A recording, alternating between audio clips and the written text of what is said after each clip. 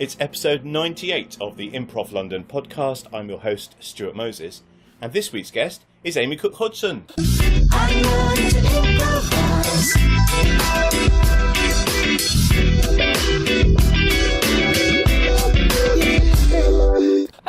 Hello! Hi! How are you? I'm well, thank you. How are you? I'm very well. You're perhaps best known for ostentatious.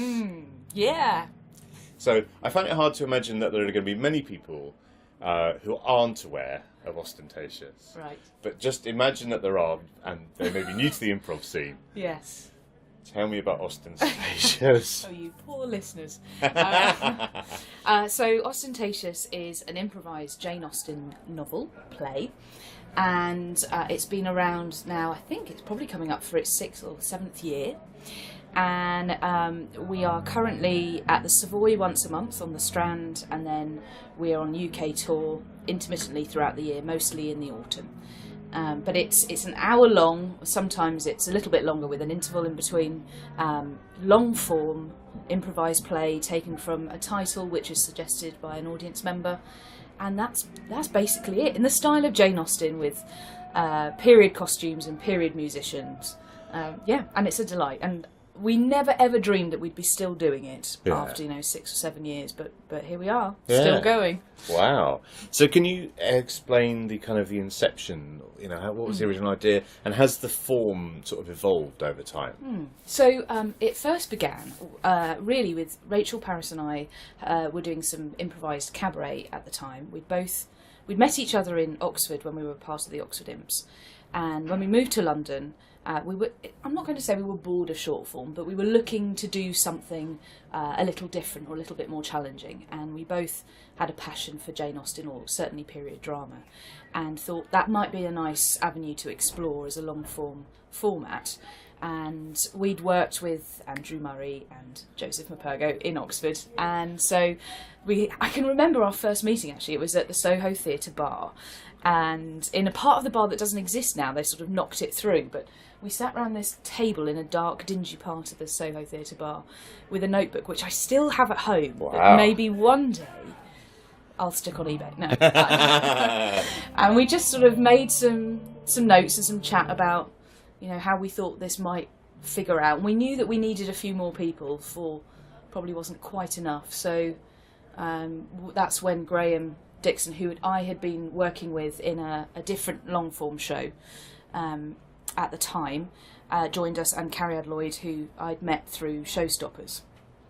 So the 6 of us sort of just set about. We had a few rehearsals, and then we started. I'm sure everyone's told this story before, but we started in a room above a pub in Leicester Square area, and I think we had 12 people or 11 people on our first show, but that was sold out because the room was that small. So we sold out our first show, nice. Which was a great boost to morale. And we started. Oh God, I can't believe we used to do this. We started we did the long form show, and then afterwards we'd do some short form in the style of Jane Austen, because we felt like the audience didn't want to just come and watch a long form play. They needed a whole evening's worth of entertainment, so we should do something else for them. So we had these parlour games that we sort of played, which were basically short form games, but we pretended that they were parlour games. So would you be playing in the same character? So you've done the long form. The story's done. Yeah. We should all go to the pub. But no, we did these short form games. So we weren't playing characters that we played in the first half. If you like, it would just be like you would in any short form show, play a different character per game. And so I think. We played things like New Choice, or I think New Choice we called Beg Your Pardon, or something. That's just like these really lame changes to the title. I love that. I refuse to play you. Instead of late for work, we had late for church and things like that. And that, let's just be honest, that didn't last very long. No. We sort of had that format for the show for a couple of months, a few shows, and then we just thought, hang on a minute. Yeah. People really are only here for the story. Yeah. So let's just do that. That's really interesting. Yeah. And I think initially when we first set about doing the show, we had the idea that perhaps we do Austen for perhaps a year, and then we might move to Dickens or Shakespeare or another literary genius. only Austin just seemed to click, so we stuck with that. And for as long as people want to see an improvised Jane Austen, I guess we'll continue to do that. It's interesting that, that sort of, I'm going to call it a lack of confidence in the format, that we need to give them something extra. Yep. That's really interesting. I mean, there've been several incarnations of that sort of fear, I guess. So, if we're asking people to pay £5 to come and watch some comedy, well, we need to, you need to fill the evening. And then when we realised people were happy to pay £5 to watch a play for an hour, then we didn't worry so much. And then when we moved to the Leicester Square Theatre for the first show, I think we sold something like 150 seats, which in comparison to A Room Above a Pub was a huge step up. And so we felt dreadful, but people were having to pay over £10 a ticket to come and watch some improvisation. So I baked cakes.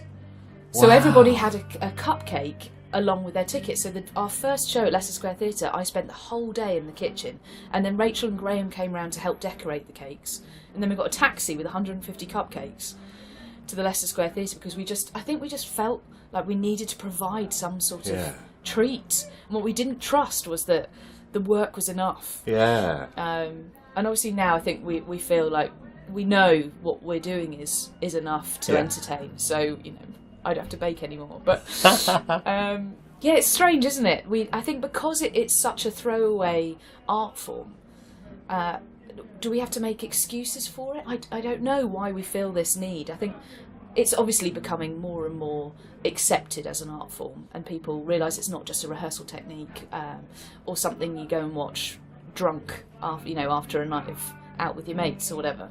Which, although there's plenty of room for that type of improv, and it's fun, when you want a bit of a giggle, but it can be a piece of theatre. Showstoppers have done a huge amount for creating a musical, an actual genuine musical that is worthy of the West End, by making it up, and I think that's fabulous. And I feel like hopefully people feel like we've done the same for sort of improvised theatre.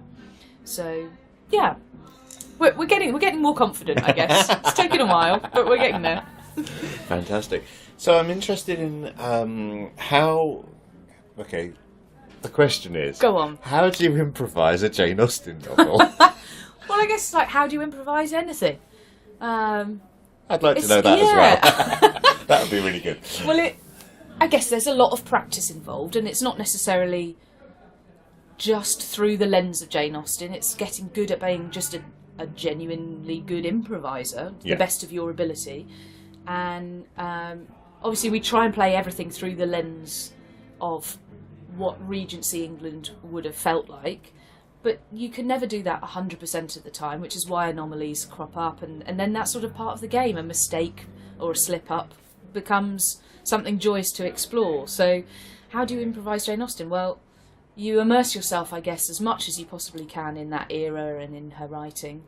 And then you do what you would do in any other show, which is listen to your scene partner and respond. There's no magic to it. I'm sorry. I was hoping some magic and you could just tell me and then I'd know. There are some of us definitely in the cast who are more adept at the language. Like Joe and Andy both studied Austen at Oxford. So, they've written essays and studied her work very, very carefully. And, famously, Graham Dixon hadn't read any Austen until a year into doing Ostentatious. So, wow. Yeah, I think he'd seen one once on the telly at Christmas or something. But, you don't need to know Jane Austen inside out. He just looks great in the costume, doesn't he? So that's going to help, isn't it? It helps, yeah. You can forgive a lot for that. And also, if you're surrounded by people that do know it, then you're just mirroring. It's a lifeline, isn't it? Yeah. That's hilarious. And I really like the fact you get written suggestions at the beginning. Has it always been that way? It has, actually, yeah. I think we made a choice at the start that we wanted the Ask For to be different to a usual improvised show. We didn't want sort of rowdy yelling out, and we've all had enough of hearing gynaecologist or spatula shouted out. So what was Taxidermist. Yeah, exactly. Genuinely, why would you want to see a scene about that? I just don't know. One day I'll do a show that's just based on those suggestions. And so also we were trying to mirror what the form was. So the concept was that the audience would be almost themselves part of the literary experience by generating a title and writing it down. Although having said that, now we've moved to the West End and obviously there are so many more people in the room to try and include. We get people to shout them out. And then there's a time for them to be able to submit their written ones at the interval. So we still have, after the interval, a time to explore written suggestions. But at the very top of the show, just to speed things up, we have a few shouted out. Yeah. We had that, I'm sure many people are aware, we had a sort of a rule that it was always the third title. And we stuck to that religiously for several years. It was whatever the third one was that we pulled out the hat, that's what we would do. And even if it was very similar to one we'd done before, or even if it was perhaps, not very appropriate on occasion. And then we thought, why are we doing that? We know that the audience love hearing their suggestion read out or discussed. So perhaps we could give people more opportunity to share their ideas. And also it just gives us an opportunity to perhaps pick titles. Now we've done so many shows, to pick titles that really are ones that would be a challenge to us rather than repeating yet another Donald Trump title or a Brexit title. So we've now we've done a bit of both. There's a bit of shouting out and there's also still the written element to it. So are you doing two different stories then if you've got two different titles? No. So at the beginning, that's the title that we choose for the whole show, and that runs through the two halves.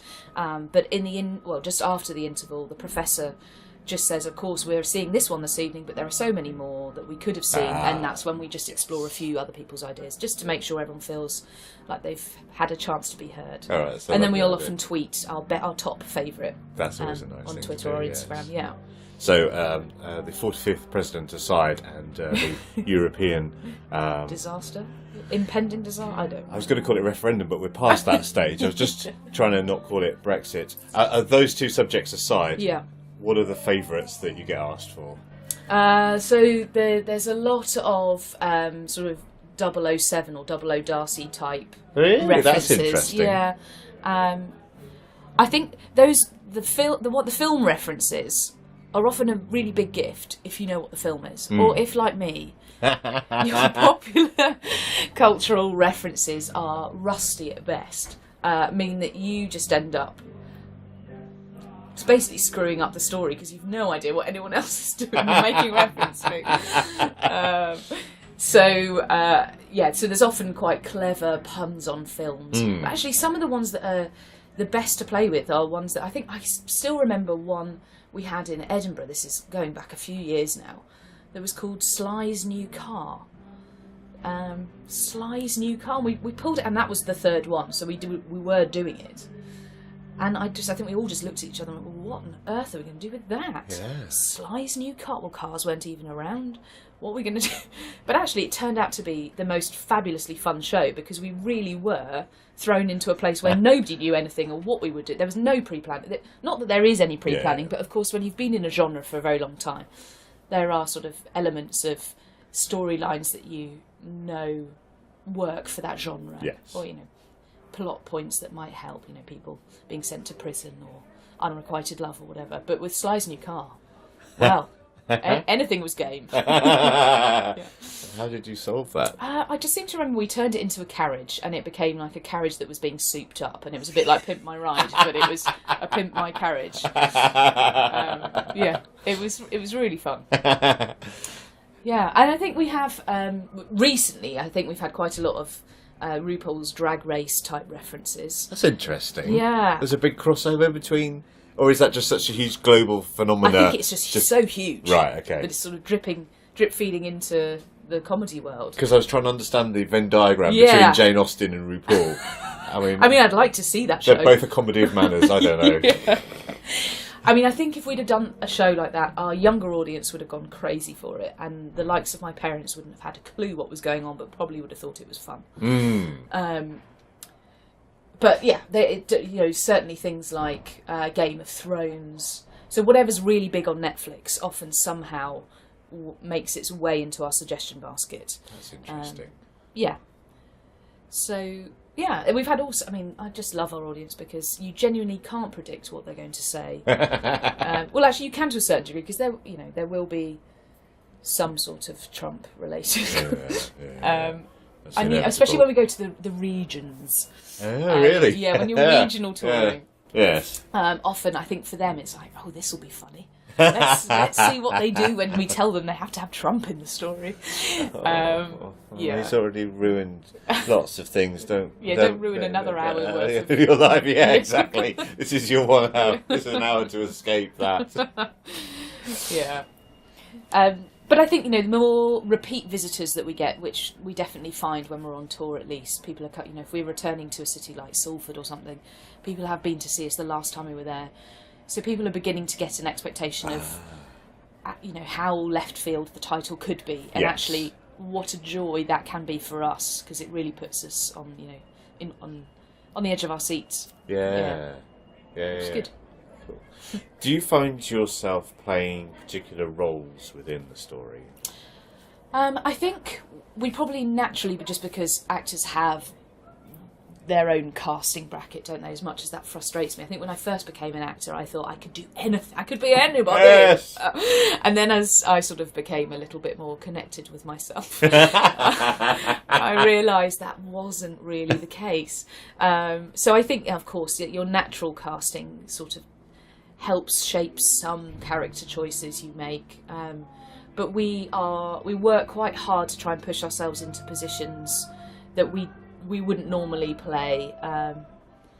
It always sort of breaks my heart slightly if I'm ever playing sort of young ingenue and at some point I say, but I'm only 2 and 20 or something, and the audience wets themselves because obviously they can see there's a 40-year-old woman standing on the stage, but up until that moment I believed that I was 2 and 20. But if no one else had, well, I'm sorry, I didn't do a good enough job. But yeah, we do try as much as possible to not sort of cast according to our natural casting, if that makes sense. But having said that, I love playing a maid. Yeah, right. That's interesting. And I quite like playing mums. Yeah. A bit Mrs. Bennet-like. Yes. Yeah, so I think we probably do all have places where we feel strong playing, play stronger in those roles. But that's not to say that we always play those roles. Yeah. And of course your costumes. Yes. So that's going to... That dictates some things, doesn't it? Yeah. So we've had recently we've all had new costumes made for the West End. Wow. So we've tried to pick costumes that sort of could be dressed up, so you could play high status characters, but also wouldn't look too glamorous. So that if you are playing sort of a lowly middle class family, what a world! Yeah. What a world! That you don't look out of place then. And then we've got accessories that help us sort of dress either way. So you've talked a little bit about not casting to type and things like that. Yeah. But perhaps the best example of this is cross-dentatious. Tell me about that. What's that? So it's dramatic singing music background.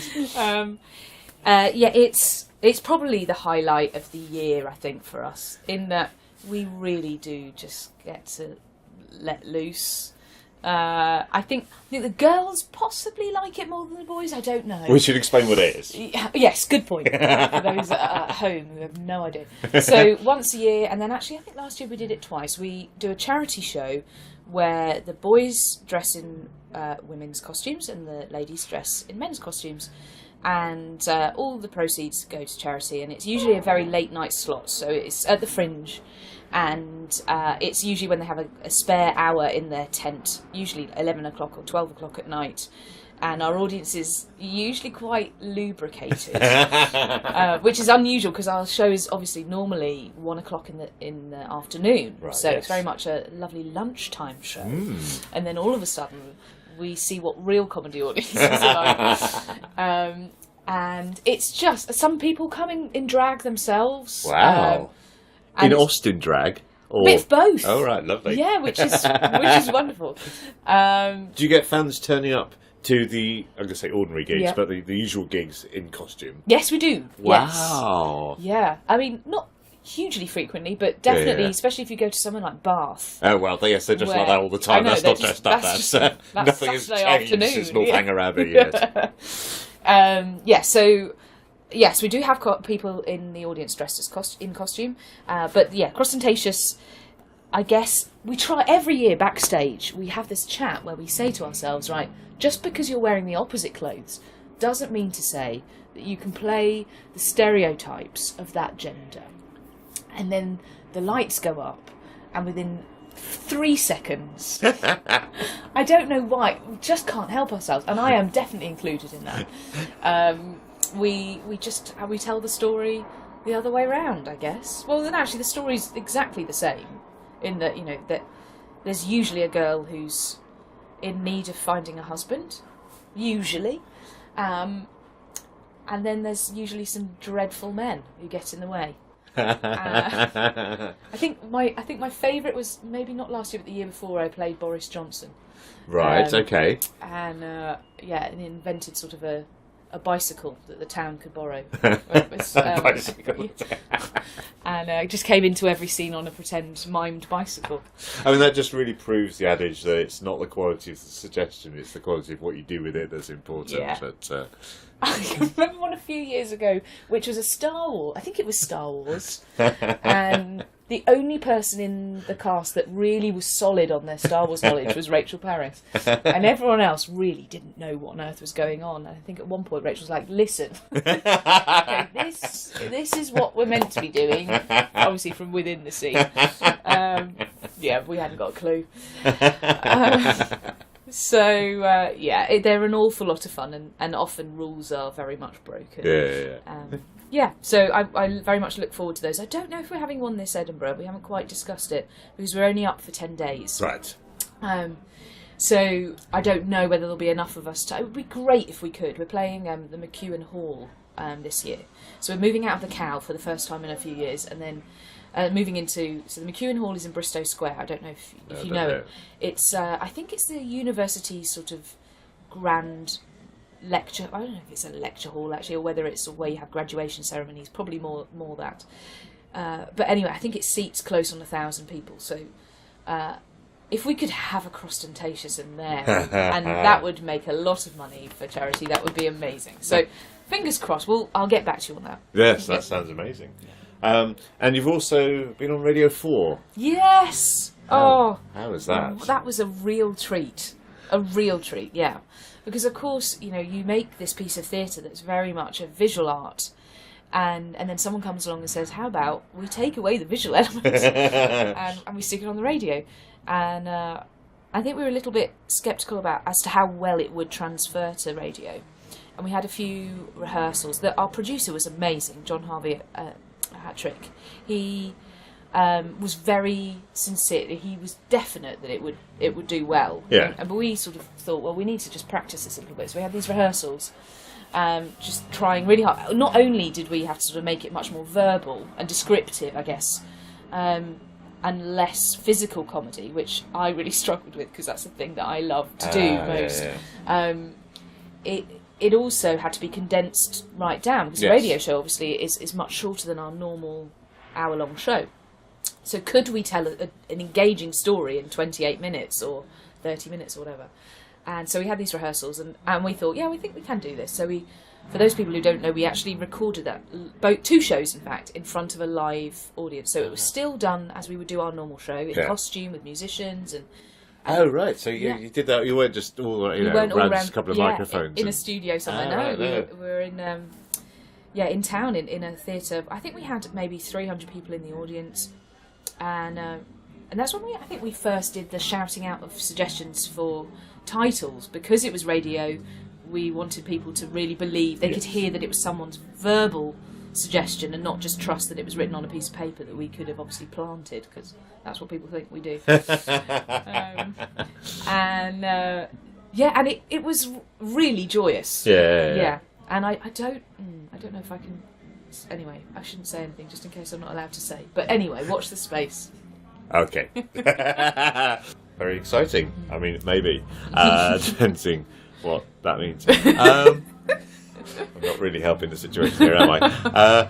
Brilliant. That sounds fantastic. Yeah. Let's change pace, maybe change gears, maybe a little bit, and let's talk about Bumper Blighton. Bumper Blighton, yeah. So that's another long form show that I do. For those people at home who's not seen it, it's a long form narrative show in the style of Enid Blyton. And this is, I think, our 3rd year of doing the show. We're going up to Edinburgh this summer for the whole month in a new room at Ardebelly called Dexter. In fact, it's beneath McEwen Hall. So ostentatious is above us with 1,000 seats, and we are in a studio beneath for 60 seats, I think. It's perfect for us. Yeah, so it'll be heaps of fun, I think, to have like a really nice venue to work towards putting the show in this summer. Were you a Blyton fan as a child? Huge. Huge. Yeah. Which series was your favourite? That's a very good question. I think I was a Famous Five girl. Yeah. I mean, I think I loved Mallory Towers. I think Mallory Towers made me want to go to boarding school more than anything, and my parents were not very fond of my requests to go. Did you go to boarding school? No, I didn't. No. Because I wonder how often that happened. Yeah. And it's just through a series of events. It's like, I've really ended up at boarding school now. Whereas Daryl and Alicia, it's like it's not really working for me. The reality is very different, I'm sure. I think I'm probably a Famous Five girl. I remember, it's probably my favourite memory of Enid Blyton was, I don't know if you ever had one of these, it's like a read your own adventure. And you had like a little card which was a backpack, and then you could slot things. Did you have one of those? Yes, I did. And you rolled with the die. Yes. Oh God, I loved that. And I must have read them all over 100 times. But yes, and you had a die that you could roll. Yeah. And it had each member of the Famous Five, and then I can't remember what the 6th one was, but. Like a wild card, maybe. Like that. A smuggler or something. It's always a smuggler. I was particularly fond of the Adventure series, so the Island of Adventure and the Sea of Adventure, in which the children made friends with 2 puffins, who they called Huffin and Puffin. So very much Huffin the Puffin is very much classically named Puffin. Yeah. You know, I'm on board with Huffin the Puffin. Yeah. But then the other Puffin was Puffin the Puffin, which... Enid Blyton, so on the nose. Well, you know, sometimes, you don't necessarily need to be subtle. Sometimes you just need to be clunky but clear, but Puffin the Puffin. Yeah, so I think probably Famous Five, but, our show tries to sort of draw... I mean, it probably is closest to the Famous Five, / the Adventure series, probably. We did initially, when we first started out, think that we might sort of try out some of the magic that happens in sort of Faraway Tree, or perhaps, elements of Noddy. And then we found very quickly that if you're telling an adventure story, which, Bumper Blighton is, that if you suddenly have a talking elf, and then you try and describe something magical that you can't then promise on stage, but you can't deliver it on stage, that it became a bit crazy. So so those things sort of, it's not that they can't happen in the show, but we sort of tend to stick to more of an adventure. Yeah, because I read Noddy as a child, but I didn't read the Magic Faraway Tree till my kids were little, and that was the first time I'd read those ones, and very different genre. Yes. Yeah, I can see how those two would not fit. It's too wide then, so it is basically Famous Five / Adventure series. Yeah. So what's your ask for? Good question. We have about 9,000 ask fors. Brilliant. Tell me all of them in order from the beginning. Missing out, I'll be counting. It's the opposite of ostentation. So we have some big foam dice. I say dice, it's more than one. Yeah. And they have sort of little pockets in where you can slot paper. So the audience draw or write their suggestions onto these big foam roll your own adventure type dice. So on one dice we have a childhood fear. And on the other die we have an adventurous word. And then on 2 more dice we have lines of dialogue that you wouldn't find in an Enid Blyton. Oh, right, okay. So the childhood fear hopes to inspire... Well, it could inspire the narrative in any which way, depending on what it is. It doesn't necessarily mean that the protag has directly that fear. Right. so, for example, the show we just did at Hoopla the other day, the fear was a spider, but that then was not something to be afraid of in the story. In fact, the spider became food, bizarrely. Yeah. So, and actually, another character had pets, insects. So, it doesn't have to directly translate. And then the adventurous word helps us build the title. And we build the title a little bit like a game of Scrabble. Have you seen the show? Yes, yeah. I have. I love this. Yeah. I love this building of the title. Explain. Yeah. It's quite hard to explain. It's hard to explain, isn't it? So one of the words comes from the audience, obviously, and then each player in the show adds another word to fit in a round to create the title of the narrative. And you sort of stand in a row. Yes, in a line, sort of reading the words out as they go, and of course the words can be changed and moved, which changes sometimes the meaning of the words. Until we finally get to the final title. And sometimes that works better than others. But the audience is usually, like, by the time we've finished it and they've seen all this, like, dashing about, it's very much on board because they think, yeah, they've actually managed something. Yes. They've achieved it. Sometimes it's the journey that's important. Yeah, right, poor things. So we get the title that way, and then we're sort of trialling out new ways of including audience suggestions, because what we're very aware of is that many reviews of improv shows sort of mention that people's suggestions aren't you. You'll often walk away and you'll get a tweet saying, "It was a great show, but you didn't use my suggestion." And whilst we're not doing this for the audience in that way, it would be nice to make sure that perhaps more people are included, which is, with Austin, why we read out those additional titles.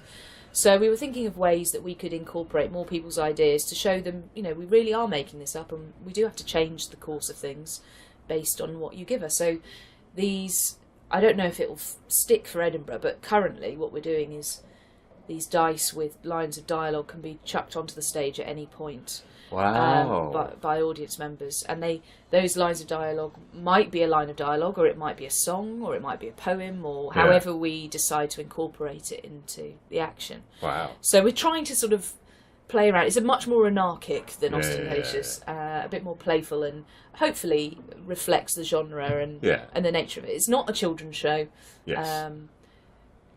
It's not that we go around swearing, but it's much more an adult, playful piece of theatre. Yes. And you could have something bizarre and unusual happening, and that would not be out of genre, because sometimes, there's one book where there's a colour that is impossible to describe, and thank you, Enid, for giving us basically endless opportunities to do anything that we wanted, really, and blame her. But you would always have food. There's always a picnic, yeah. Well, that's the thing about, because the children, and maybe adults as well, but when they're reading a book, they want to have the adventures, but they don't want to be hungry. Right. So that the food is always taken care of. Very important, Very, very good. Cool. Brilliant. That sounds fantastic. Let's talk about clowning. Yeah. I've got a list. Well, let's tick this off. I guess, often I think people ask me when people book you to be a coach or a teacher or something for an improv session or a group, what is it that you bring to the show? And I always find that really hard, because I don't know what that is, but I think more recently people have mentioned that they think that I'm the sort of the clown or the physical comedian, particularly within ostentatious perhaps. But so what sort of form might that take? Well, I think quite visually when I'm in a scene. So I might not necessarily be verbally describing the environment, but when I'm in a scene, I definitely know what it looks like. And what's around me. I guess, with Crostentatious, that's why the bicycle arrived. But so I like to play with the imaginary world, which often I think sort of leads itself to some clowning. Yeah. What do you mean by clowning? Yeah, it's one of those what does that mean? Define, isn't it? People who are classically trained in clown are probably going to hate me for this, but I've had some Lecoq training, but not loads. What does it mean? I think it just means, what's the game of the thing that you're doing physically? Is that what it is? Yeah, I guess it's like play the game of your character's physical choices. whether that be a bodily choice in the way you walk or the way you behave, or perhaps the way you interact with something. So because and this is why I think I found the radio thing quite hard, is that I quite often like to play games with my surroundings, and obviously that doesn't transfer. In fact, I think even in the radio show you could hear people laughing, but nobody really knows at home what they're laughing at because I'm just in the corner doing something that's probably upstaging someone doing some worthy work with words. Right, can you give me an example of the sort of thing that you do? Yeah, well, I guess I quite like, if there's a bar scene, I love being involved in a bar, being a barmaid, because there's endless things to play with. Or if there's cocktails to be made, or it's really hard to sort of pinpoint. But I guess I try and give myself an activity when I'm in a scene. Whether that's just a thought of something. When a recent show, not the last West End show for Ostentatious, but the one before, we had an imaginary piano. And that night we happened to have two musicians on stage who both could play the piano. One was on keys, one was on violin, but I knew that they both played piano. So I then pimped Rachel and I to play a duet on the piano, which then meant we were playing this sort of game with the two musicians who then both had to play the piano. So it's that sort of thing where you think, we could really try something out here. So I guess those sorts of things. So just being very much engaged in the environment in which you find yourself in your imagination, and just hope that everyone else is on board with it too. I think like that show, I also spent a lot of time riding a very small pony. For most of the show, I think I was on a pony. So it seems that I'm riding things a lot, doesn't it? Yes. It's interesting. I don't know what that means. I was just indulging in some physical comedy there that nobody could see it. Yes. That sounds brilliant. And talking of the pianos, that brings us on to sort of musical improvisation. Another love of yours? Yes. Yeah, I think when I first joined the Imps, part of the audition process, I don't know that it's changed in 10 years, but it's quite tricky. Hardcore, especially when you think the majority of those people are doing improv for the very, very first time. They've never even probably heard of improv or even seen a show when they turn up to those auditions. I joined the Imps, I was much older. I'd already finished my masters and I was working in Oxford, and so I can't remember how old I was, 28 or something, 27 when I joined, and of course most people are 17, 18. I've known Joe McHurgo since he was like an 18-year-old fresher. It's very scary. So this is no exaggeration. There were 120 people at my first audition. Wow. And I turned up and there was all these teenagers in a big queue out of the door, round the block, round the quad. And I just thought, why am I here? At the time I was doing a lot of musical theatre. But I knew that I enjoyed playing improv style games in the rehearsal room. I'd been lucky enough to work with some directors who'd sort of used effectively short form games as part of the bonding process or the development process. And so I thought, I think I'd like to give this a go. And I'd been to watch the Imps and thought, all right, I'll have a go. Someone had recommended that I sort of turn up to the audition, so I did. And I left my handbag by the door because I just was ready to run at any point. If it ever got too tricky, at least I could just make a swift exit. And I'm trying to remember. Music. That's where we were to begin with this. So we had, the first round of auditions, which were basically just scenes, and then I got a call back to go the next day for the second round of auditions, and that's when the keyboard came out. Oh right, And I think we played a giant game of Do-Ron. Oh right, And it just went down the line, everyone coming up with a rhyme, and it got to me, and I thought, I don't know if I can do this, but I'll just open my mouth and have a go, and it worked. And I was like, oh, wow! So not only is this game thing fun, but now there's music as well. So I very quickly became someone who enjoyed doing the long form musicals that the Imps put on, and doing any musical sort of game. So. I do. I love musical improv with a passion. And I sometimes use it at school. I teach music and drama at a school for 2 days a week, and and I use it quite a lot in my work. Yeah. Because I think it's a very liberating tool to be able to use.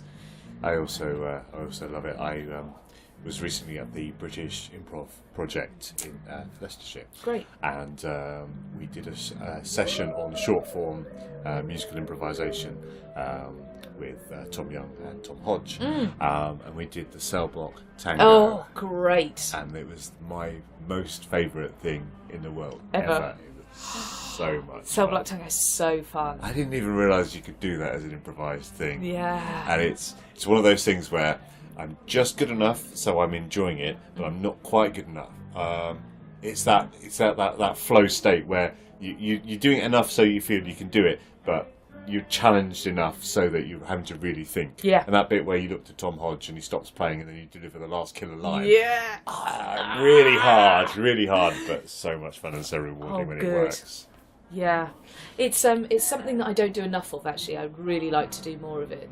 But it's it's one of those things that, how many musical improv groups can there be in one city? I mean, there could be as many as they like, but I'm very fortunate because I get to guest with some shows here and there. So when those opportunities come along, then I jump on them. I've just recently been working with someone called Jason Kravitz. I don't know if you've heard of him.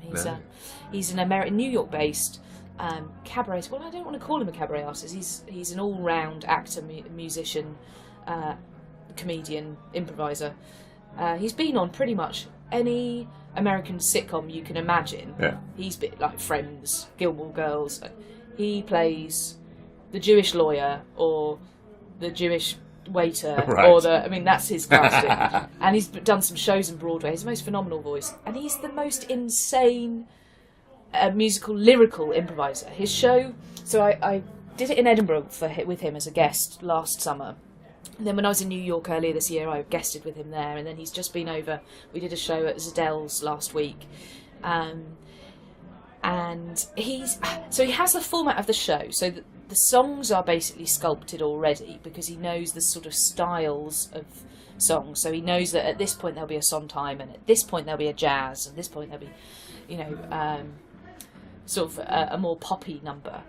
But he obviously doesn't know what the subjects will be, and he's just so gifted.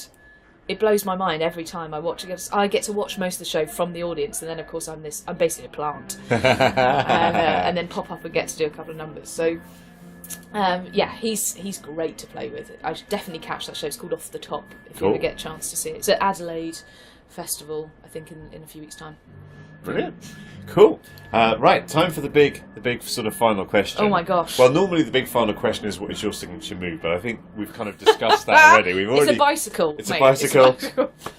So, if someone were to step on stage with you, what could they do to delight you? Oh, what a great question. Thank you, Jules Munns. Not my question. I've stolen it from him. What could they do to delight me? Without sounding like an absolute idiot, I think just play with me. Right. Yeah. I think I find, what do I find frustrating? I find frustrating when people come in with very much a preconceived idea of what they want to happen in the scene, because that means I'm fine to accept people's ideas, but if I don't know what your idea is, then I spend the whole time second guessing, panicking I got it wrong. Yeah. So if someone meets me as an equal and we get to figure it out together, that sends me into hyperspace. I love that. Brilliant. Yeah. Joint play. That sounds fantastic.